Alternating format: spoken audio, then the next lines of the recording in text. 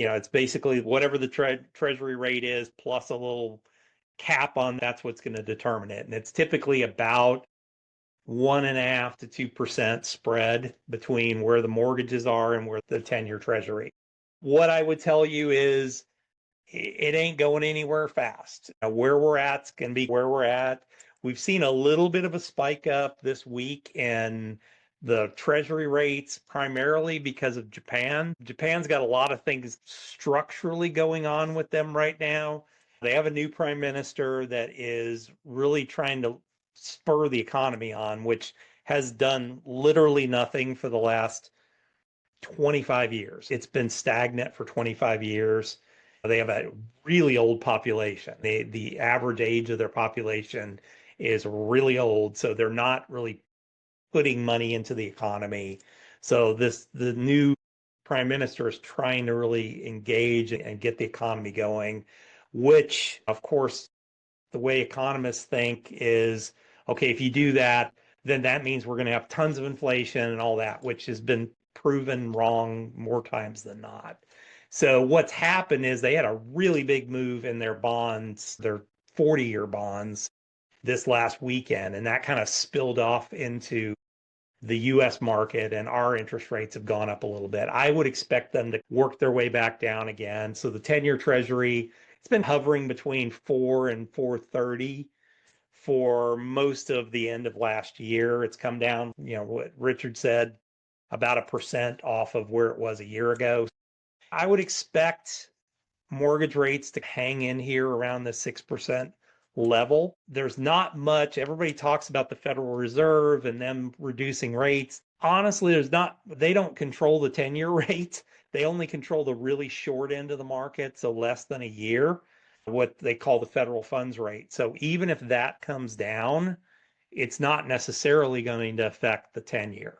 Now, the Treasury and President Trump have talked about encouraging Fannie Mae, Freddie Mac to start going out into the market and buying mortgages again, which the good part about that is if they do, think of it as a seesaw. If you start buying mortgages, it's going to start reducing rates on those. And so that is something that the Treasury could control at this point through Freddie Mac, Fannie Mae, which are owned by the government. That happened during 2008 financial crisis, and they've continued to own those.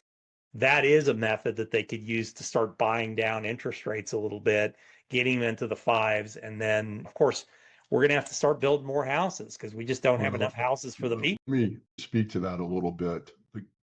Trump and the government basically is proposing a $200 billion buy-in on that. Yeah. Okay. Which sounds like a huge number. Okay. But it's a $12 trillion industry. There's really not known how the $200 billion will affect the $12 trillion. Yeah. You could do the buy-in and it could have no effect on Yep. what you're doing. Believe me, I'm all about bringing interest rates down. It's my business, Thrive. And sure. I like helping people get into houses and stuff like that.